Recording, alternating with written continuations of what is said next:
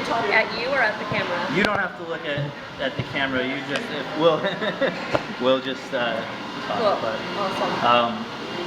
so again, first of all, thank you for doing this. Oh my God, thank you for having me. and Thank you for having me at your local at my shop. no, I feel like this could be a place that you would film in maybe, but Totally. This is sort of, well, I don't want to give anything away, but maybe this will air afterwards, which is in episode 9, my character Hannah starts to work as a barista. Okay. So I feel like I have a new appreciation after my technical training. Right. I have a new appreciation of the challenges of this job. Working in this bit, right. Well, I think off the bat, I just have to say, I guess confess, I didn't think I guess sort of just demographically that this was going to be something I was going to go for, girls. But I got hooked and I watched them all like in a row. So, I'm so glad. And you know, I mentioned to you, I feel like we're very close in age, and I feel like I'm learning a lot from it too. You know, it's probably so. Anyway, I just want to thank you for I'm doing always it. so psyched when a boy is into girls. Right. Even if it's a 25-year-old boy who can sort of fit into the target demographic, it still feels like a triumph. So thank you. Oh, absolutely. And I guess I wanted to just begin because with your parents, because we see surrogate parents of yours, I guess, in the show and in Tiny Furniture, the real deal, and just it seems to be something that's very important to you, your relationship with your parents. Has it always been that way, and did you have a sort of a happy childhood with them? You know, I've always been really close to my parents to a degree that I think it took me a little while to realize what wasn't normal about it. I mean, we'll use the term normal loosely, but sort of to realize that not everybody, like, their first reaction to good news wasn't to call their parents, their first reaction to, like, heartbreak wasn't to call their parents, their first reaction to who wants to hang out today wasn't to call their parents.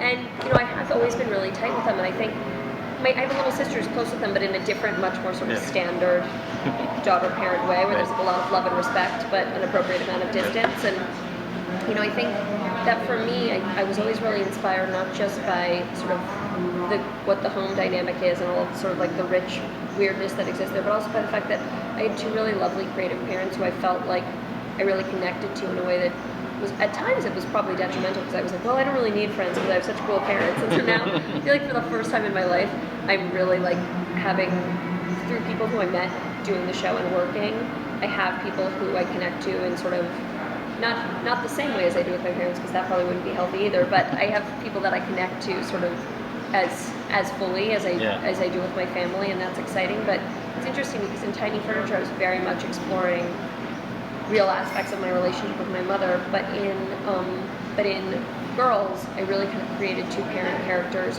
who were quite far away from who my parents actually are. So that was an interesting challenge, and I think that came out of my working with Judd Apatow, who sort of said to me, like, this character that you're playing, who you've written, who's from Michigan, is going to have a different relationship with her parents. They're not New Yorkers who sort of nurtured her whole childhood. They're people who sort of pushed her towards dreams that weren't necessarily her own. So I had a lot of help from Judd and from Peter and Becky Ann, the two actors playing my parents, and sort of figuring out who they were and what their unique perspective was, because it wasn't immediately clear to me. Did you, growing up, watch a lot of movies, TV, theater, anything like that? And if you did, were there any that were early on important to you, influential for you? I was always, from the minute that I was permitted to watch TV, I was really excited about it. I mean, I think my earliest TV memories were like, I did Nick at Night, like I was completely obsessed with Nick at Night, and so my parents would let me stay up till what seemed really late, which was 7:30, and watch, because I remember Nick at Night came on starting at 6, and I would watch like the triple whammy of like Bewitched, I Dream of Jeannie, Partridge Family, completely addicted. Then I started watching Full House, and it was just like done for me. I was just like, I can't believe things this magical exist in the world. People this interesting. My favorite day of the week was Tuesday because there would be the Full House rerun on TBS at 6, and then my parents would let me stay up for the new Full House at 8. So you'd like know all day you were going to get double Full House. And I just like, there was something about the sitcom sort of dynamic and world that was just so, it didn't reflect anything I knew or understood. Like it wasn't like when I watched TGIF or when I watched Nick at Night, I felt like a clear connection to the characters. It was more, because I've never really seen a show, and this might have been part of the impetus for creating Girls. I really felt like it was like mirroring my reality back at me. That didn't keep me from being totally fixated and like dreaming of a world where every 6-year-old had a really good punchline or whatever. And later in high school, I watched tons of TV. Like it felt like in some way to like stay alive, and I loved everything from My So-Called Life to Felicity to I loved Popular. I loved. I would watch old Mary Tyler Moore. I watched All the Strangers with Candy. I was obsessed with SNL. I remember crying because we once got home from my grandma's house so late that I missed the opening monologue. So there was a lot of TV watching and then I also spent a lot of time like at the new releases shelf at Tower Video. My parents were always letting me rent like high art or like movies that I just like shouldn't have been allowed to see when I was 12. And like what kind of stuff? Like I would, they would let, what did I watch really early on? I remember them both being like 6 and me being like, can I rent A Fish Called Wanda? And my parents were like, absolutely. And then I also would watch like, I remember watching like Manny and Lowe or like lots of like Sundance Circuit 1995 movies, Gas, Food, Lodging, and like, I'm like, there's definitely people doing it in this, and my parents just being like, but. By all means, yeah. So when along the line did you start writing? And then, just even, I guess just for fun even, just when, because that clearly, it seems like it's something you've always enjoyed, well, maybe it's been cathartic, but it seems like you enjoy it. I do enjoy it. There's days I enjoy it more than others, but for the most part I really enjoy it. And I started writing when I started writing like little novels when I was like 9 or 10, and writing was a big part of my life from that point forward. Writing fiction, writing poems, and I started writing plays in high school, and I think that was a real turning point for me, was the opportunity to play around with dialogue. And I went to a school very near where we are right now called St. Anne's that was a very creative environment for young girls and young boys. It was like it's not a religious school, it's an art school, and there was an amazing playwriting teacher named Nancy Fels-Garrett who was just really kind of nurtured that part of me. So I kept writing plays and stories, and I went to college and became a creative writing major. And one day it just sort of occurred to me that movies exist. I'd always been obsessed with movies, but that there was a person who wrote the movies. Like suddenly I was like, oh, that's one of the jobs. And I immediately wrote a couple of short films that I shot during a summer break from college, and it was just like, it felt like everything that had ever interested me had sort of combined into one perfect vocation. Not to say it's perfect all the time, but it does. Like there's no part of my creative brain that's not satisfied by filmmaking. And it seems like whereas you could have gone towards more theatrical stuff, you opted for TV and film. And I read in one of the interviews, part of that was because there's a permanency to it. Like people will see it. I honestly think it's a little bit my like Woody Allen obsession with death coming out, where I'm just like, I don't want to do something that's going to disappear. Disappear is the saddest thing that can happen. And I think it's part of why I have such a powerful reaction when I go to the theater. Because when I do go to the theater, it's like, to me it feels like a good play is like the highest art form, because it's like all these people working selflessly to like give you an experience you will never have again. But it's like I'm almost like too neurotic and obsessed with like the fleeting nature of life to really embrace it myself. The other component, I guess, that sort of brings both the writing and just the filmmaking and all that together, that seems to be a thread of yours, is that you're funny. I mean, in a humorous. No, I mean, definitely. It's and I just wonder where along the line you realized that, because I think probably that would have been an important moment. Well, it's funny because I never thought of myself as like a funny person, and in some ways, I guess I must have, because I actually did some stand-up comedy stuff in high school. Like I went to stand-up comedy class, which is embarrassing to admit. So there clearly must have been a part of me that felt that was, an itch I needed to scratch. But I would write this like super earnest poetry and really intense short stories, and I'd say things that felt really emotional to me, but people would still laugh at them. So I was like, oh. Whether I'm trying to be funny or whether I'm trying to be serious, it still seems to be eliciting the same reaction from people. So I better just like follow that. And I have found that like for me, the most emotional way to express myself has ultimately been through humor, but I never sort of thought of myself as like a comedy writer by art or by nature. So for people who are now getting into girls and may want to go and look at the other stuff that you've done, can you explain what Tiny Furniture is and how it came to be? Because I think it's in a lot of ways sort of foreshadowed what we're now seeing with girls. Totally. Tiny Furniture is the second feature film I made. I'd made like a 60-minute movie called Creative Nonfiction, which was now actually on the same DVD as Tiny Furniture, released by Criterion, so they can be seen together as one weird mass. Nice. But I made Tiny Furniture when I was 23, and it's an very independent, very lo-fi narrative film about a girl who's recently come home from college and is sort of figuring out what her life is going to be like in the few weeks immediately out of college, when she's sort of starting to navigate what am I going to do professionally, what am I going to do personally, and she has this really powerful and mixed relationship with her mother and her sister, who she lives with in downtown Manhattan. So whenever I haven't said the log line in a while, I realize whenever I describe a movie, it sounds like, so it's a movie where nothing happens, and it's about nothing, but it was super autobiographical, and my real mom and my real sister starred in it. In your apartment, right? In my real apartment, my family's real apartment that I've only recently moved out of. And for me, it was really a way to sort of turn this really kind of challenging period, my first year out of college, into something that felt like art. And something that felt like it could kind of give. For me, it's almost like making things has always given stuff a reason for being. It's sort of like if I have a really challenging year, it's like in hindsight, I was about to say shitty, but I don't know if I can say please, shitty here. by all means. If I have a really shitty year, it's almost like if I can make something about it later, it existed for a reason in hindsight, and so that's my own like way of justifying the universe, but that's very much what Tiny Furniture was for me. And then it had and I worked with this amazing DP called Jodie Lee Lipes, who really taught me so much and made me feel like, I think before that point I hadn't really felt like a filmmaker. I felt like someone who like sort of talked and filmed it, which that distinction may seem subtle, but to me it was just like suddenly I was thinking about like framing and editing and lighting and all of the tools that are at your disposal that are the reason you're not writing a play, the reason you're making a movie. So then Tiny Furniture had this kind of, although a small life for a movie, a big life for a movie of that size, and all the puns about big and small that I can think of, I will spare you. No. Then that led to making Girls, and Girls is very much about the moment. Again, these all seem like such minor distinctions, but it's about that moment after the moment when you first get out of college, where you're like, okay, I've realized that like I'm not going to be accepted back into the womb, so now what am I going to do with myself? Right. And do I still love my friends in college? Am I just friends with them because I'm too scared to meet anybody else? What does the world have for me, especially like graduating during a recession? So it's very much the next step for someone that age.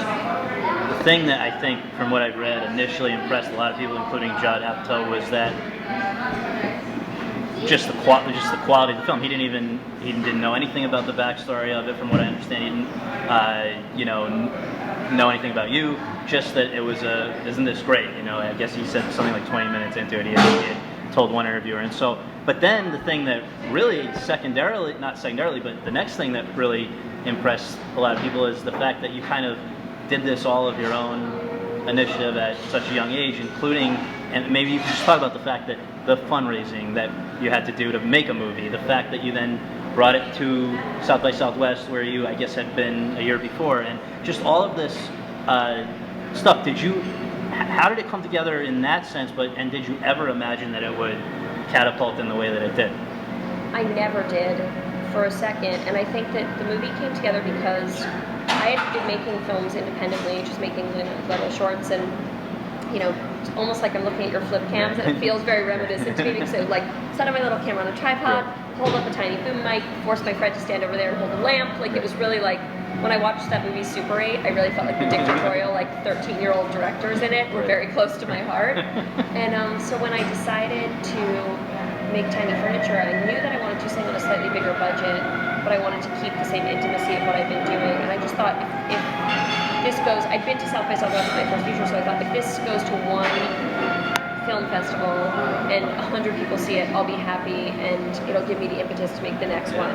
And it ended up having much more of a life than that. And I think that a big part of that was the leap in sort of production quality. I think working with Jody and his sort of exacting eye, and the fact that he had spent so much time shooting on film, there was suddenly like thoughtfulness to the compositions and a studiedness to the entire thing that was sort of maybe a little surprising to people, considering it was a movie that could fall into the sort of what had has been unfortunately deemed like mumblecore. I was just gonna ask you about that. So because, yeah, go ahead. I brought it up. No, well, you definitely teed it up perfectly because I mean, there are a lot of people look in and they say, okay, for the most part, amateur actors involved, digital, lightweight equipment, not necessarily entirely scripted. Is that right? A lot of improvisation. Well, there is a fair amount.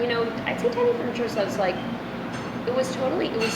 I always write a really clear script, but I always give my actors license to move around. And I think that's really important. Even if we end up using 1% of the improv that we've done, I think it gives everybody a sense of freedom and just increases the creativity level on set. And also, like, a few of just the best lines of every episode will undoubtedly have come from someone's weird brain.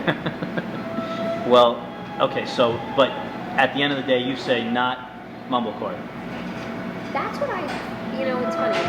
First look at the mumblecore thing. It was one of those sort of, I feel like we'll be able to diagnose it better in hindsight, but one of those things where sort of like a movement was like killed before it even was able to start. I think it was so exciting what was going on. It was like, there was all this new technology, which young filmmakers have a lot of fun. They were using to tell really small personal stories that weren't about Transformers, and to kind of tell stories about groups that might have traditionally not seemed super cinematic, and maybe that's a bunch of white college grads in the suburbs of Chicago, and maybe that's a group of teenagers at a barbecue, and like, so that was what was so exciting about it to me. And I watched all those movies and was obsessed with what was coming out of South by Southwest when Matt Dentler was programming, and really like finding these really loose, smart sort of Cassavetes inspired films. But I think that then there was sort of this feeling like this isn't real filmmaking, it's lazy, and the fact is like, nobody was saying this was the only way to make movies. They were just saying this is one way to make movies. And so it's so funny to sort of like, to look at the sort of lifespan of Mumblecore, like the excitement, the rage, the death. People saying, this isn't Mumblecore. And then most of America going, I've never even heard this term. But for me, I think that how I would distinguish my movie and my work in general from that world, because I'm definitely influenced by it. And like, Andrew Bujalski's one of the filmmakers who made me want to make movies. I love Joe Swanberg's work. I think the way that I would distinguish it is that I have firstly, like, it does lend itself fairly well to a sitcom format because I have a fairly quippy writing style, for better or worse, and also I have a sort of, I like to have a sort of strict relationship to framing, and it just helps me as a filmmaker organize my thoughts to be like, I go in shot listed, I go in feeling like I need to have a really, almost like a clear understanding of the edit in my head, because to me that's like almost what keeps it feeling, it's a very kind of intuitive thing to describe, but it's like, that's what structures my thoughts for me. And so those are sort of the ways that I would distinguish it, but at the same time, like, all those Mumblecore movies, like, I can't wait for the Criterion box set to sit proudly in my... Okay, so with girls, well, first let me ask you this: after Tiny Furniture, after all the commotion around that, what was your outlook before Girls? Now you're saying I've just had this great sort of triumph, but where do I go from here? What was your thought process? My thought, it was very, like, I got involved with Girls with HBO very quickly after, I'd already shot I was in the process of shooting my pilot when Tiny Furniture was released in theaters. Really? So I really, and I knew that TV was somewhere I wanted to be, and I didn't know, I kind of didn't dare to dream of something like this. I think that I thought that TV would sort of be like, maybe I could get a job as a, third staff writer on How I Met Your Mother. Like, because I knew it was a place that people who worked in independent film somehow managed to make a living, and I just was like, I just want a small apartment and like maybe to be able to afford to have a dog. Like, I just had, and I was like, I would have been happy to sort of like keep making little movies and teach, gender and women's studies and to do, but I also had this pop cultural itch and this obsession with television and this feeling like I sort of understood the medium in some way. And so starting to work with HBO, I just kind of, it felt very like Bashir or whatever. It felt very, to use a reference, Camper Muff. Right. But, so anyway, it was really exciting. And I think my first thought after Tiny Furniture was just really like, I hope this means I get to do this for a long time. Like, it felt like, I was so like, I think having two artist parents, I'm so aware of like the constant ups and downs of a creative life. So I was sort of like, well, this happens, and then next week I'm back to being a babysitter, and I'll just have to deal with that. That's just what my life's going to be. Like I was already predicting my own doom, and so this has been really remarkable. How did it end up at HBO? Was there a process of showing it or pitching it to other people as well? Or I actually had a blind script deal with HBO, so they kind of bought not even these characters, but the loosest idea about the sort of type of world I wanted to write about. I mean, they were so trusting. I sort of went into the meeting and was like, you know, those girls who are like always on Facebook, and like they're like really bold on Facebook, kind of in their private lives messing everything up, and they've got jobs they're not that good at, and they've got boyfriends they don't like that much. Like I basically described like the most anticlimactic, depressing universe, and HBO was like, we're in. Like I was just like, who are these people? This is amazing. Who at just out of curiosity, who at HBO sort of makes the call? I work with so many wonderful people at HBO, but primarily with Sue Nagel and Casey Bloys and Kathleen McCaffrey, and then I've had some great times with Michael Lombardo and Richard Plepler, and I mean, it really has like, I never understood, because I never had parents with like a real job, I never understood like how like loving and warm, like people are like, I love the company I work for, but I feel like I sound like a psycho because I'm like, HBO is the most wonderful corporation, like there was one time when we went to like the executive producer Jenny Connor and I went to like an HBO event to talk to like the people who sell Time Warner over the phone. And they all seemed so happy to work there, and they did a flash mob, and I was like, I love Time Warner people. Like I was so worked up about it. That's funny. And just another, not important thing, but I'm just curious. Why 30-minute episode, or really 27-minute instead of an hour? Was that always the way that you wanted it to be? You know, we talked about it, and it just felt like the pace of the show was going to be sort of more unique and also more exciting at half an hour. It never really was a huge debate. We do tend to run long. Like my first cuts are always like 37 minutes or something. Like I am always pushing it. But yeah, it just felt pretty organic that it should be half an hour. And a lot of the shows I love are half-hour shows, and I also like the fact that it wasn't Full House. I mean, I think so, right? Oh yeah, right. Full House is like a good 24 minutes. I'm gonna go with. And then I also felt like there's this cool new space in TV, which is the half-hour space. That's like it's a really the dramedy place. Yeah, absolutely. Okay, so the thing that the people who like me are recently hooked, or however you want to put it. How did it seems like you and the other three girls girls, I don't know, that'll be another question, but have known each other forever. But I know that that's not the case, except for Jemima. Jemima and I have known each other forever, or at least since 7th grade. It feels like forever. Right. But it's interesting. I think because I'm used to working with my family and working with people who are really close to me. Through the audition process, I was really careful to cast people I felt like I could connect to in a pretty immediate way. So the relationship I have with Jemima more closely resembles the relationship that I have with the other girls than I ever would have suspected. Like I just adore all of them in equal measure, and it's been amazing. And I feel like also just the process of working together so closely, like it's impossible not to feel sort of like fused to them. I always wish we had like some kind of rivalry to report, and we would all just like send each other sweet text messages all the time. And they just like Allison and Shoshana?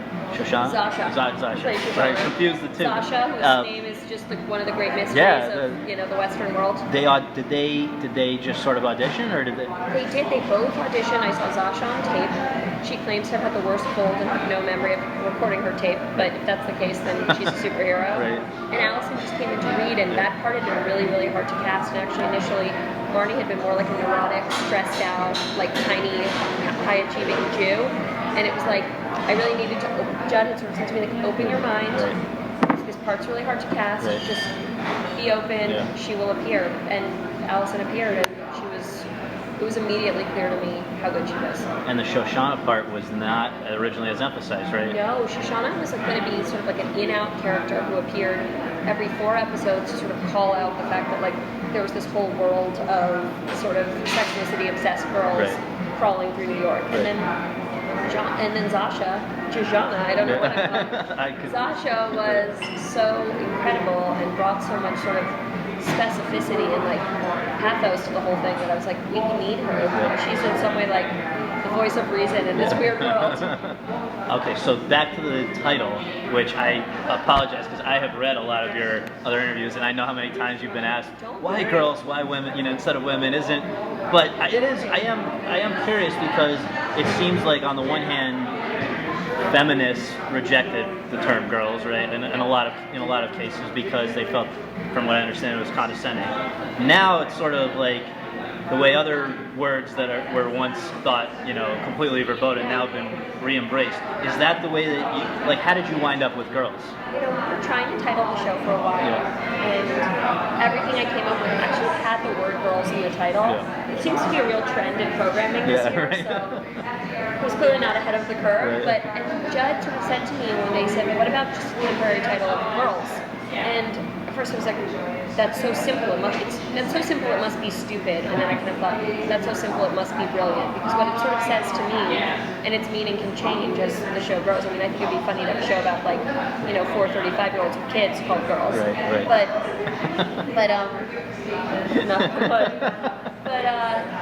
I think the thing that became really apparent to me really quickly was that the title could sort of prove the fact that these women are really unclear about what phase of life they're in. They're not girls, not yet women, and they would sort of be offended if you were to treat them like they were immature, but even more offended if you were to act like they were old enough to have adult responsibilities. So it seemed like the way they might coin themselves, and like there was a certain level of irony to it, and so it was exciting to me, and I liked.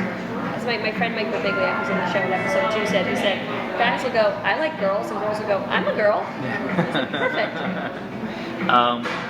So, I guess you, in interviews that you did, I think, in some cases between Tiny Furniture and Girls, I think you had, in between that period, is that when you had done, for instance, Mildred Pierce? I did Mildred Pierce.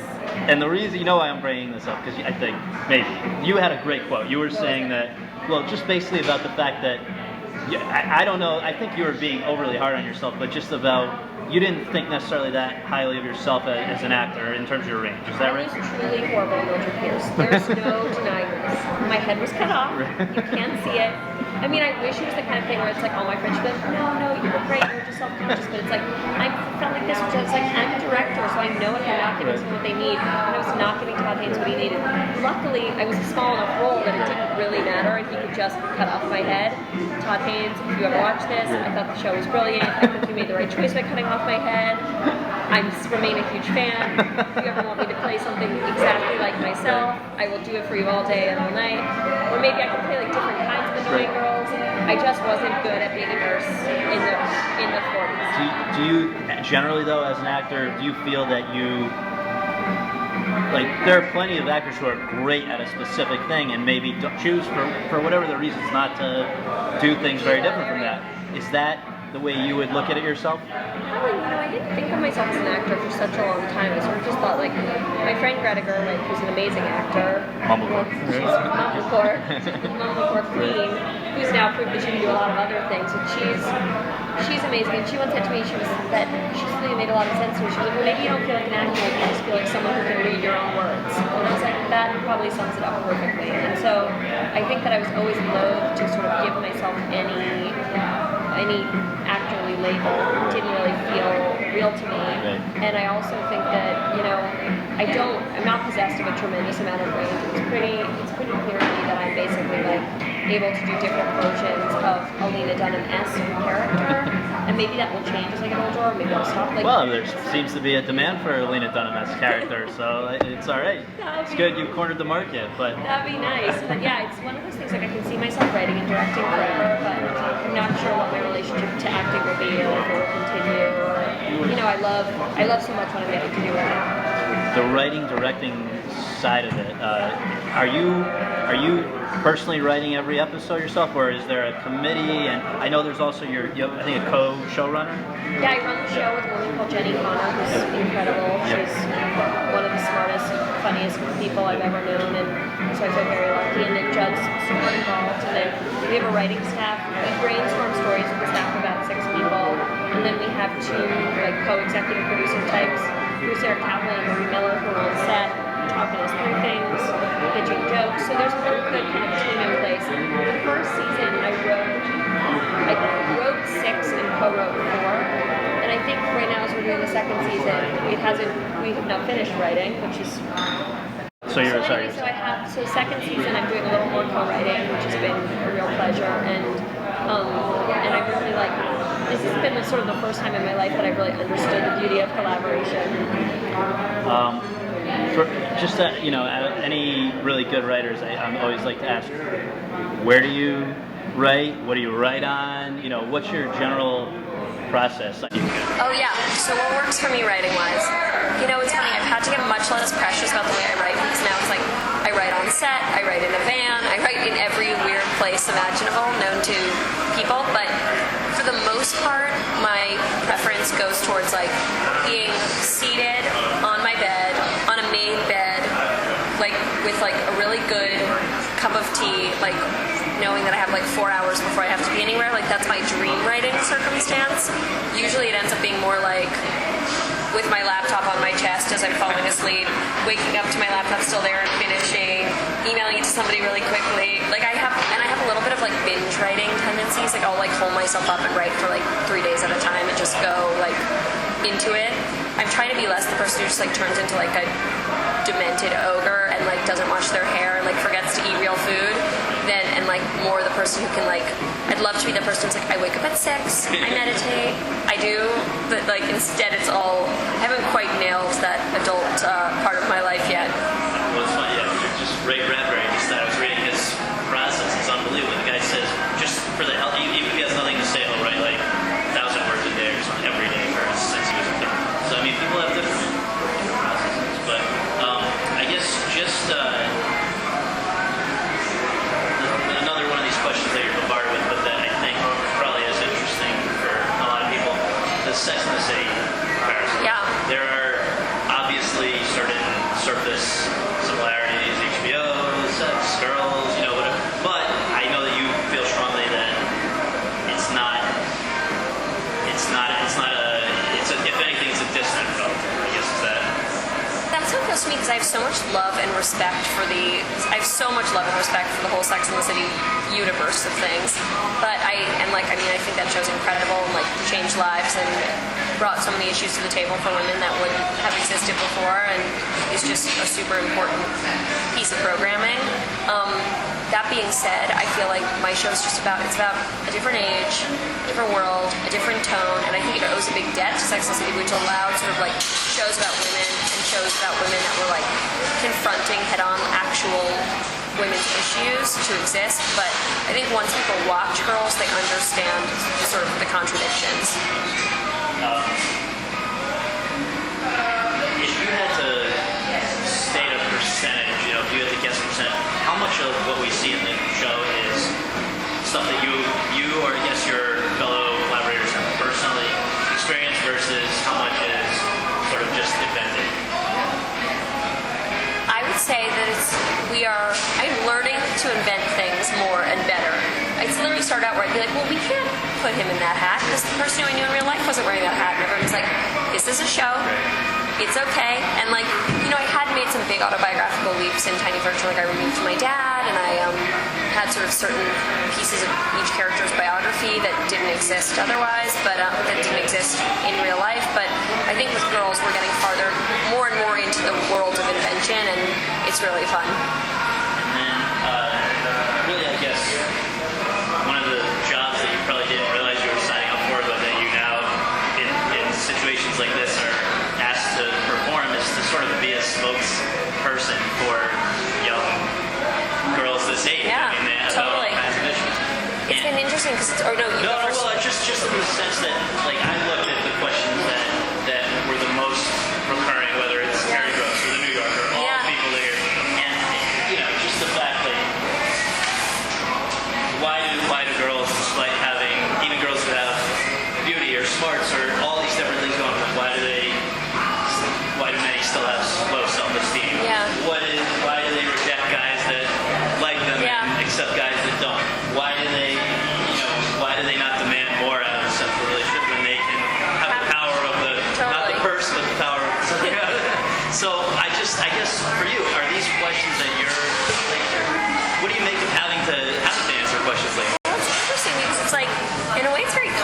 because I'd always thought of myself as kind of a weirdo. So the idea of people like thinking that I had anything to offer, like on a mass generational level, is like shocking and kind of thrilling to me.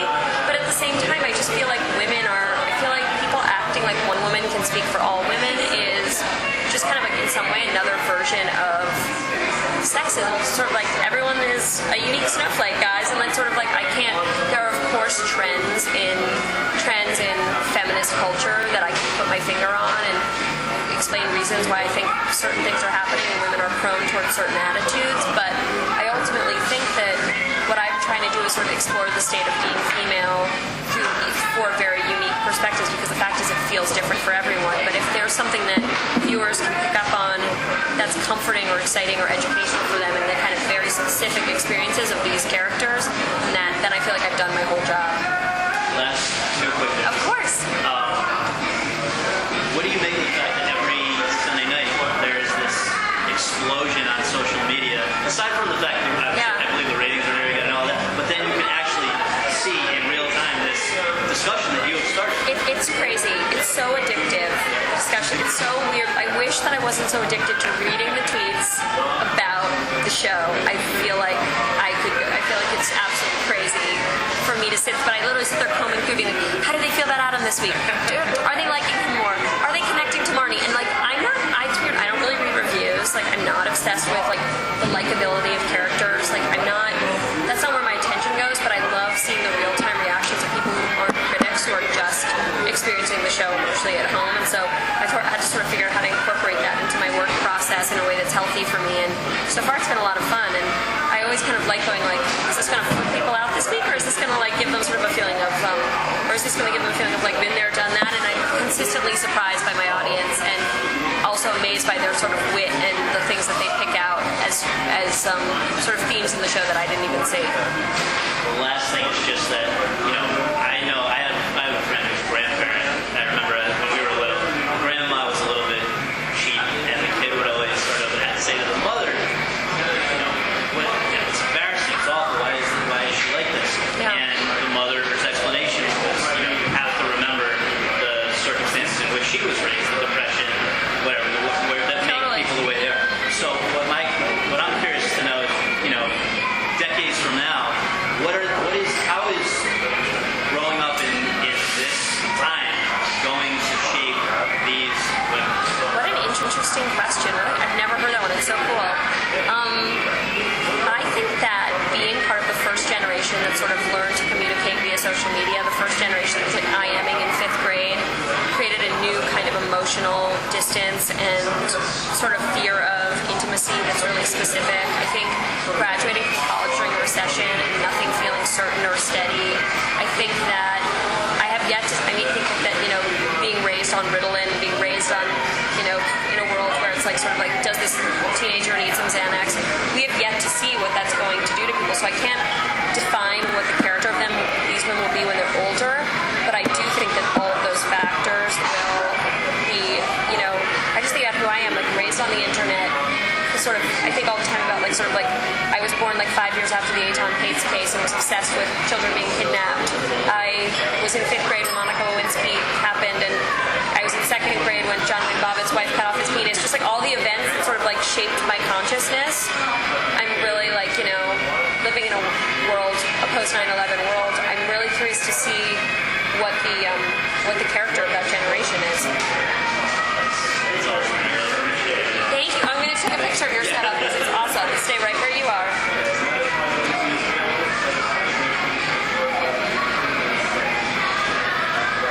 This is perfect. This looks so good.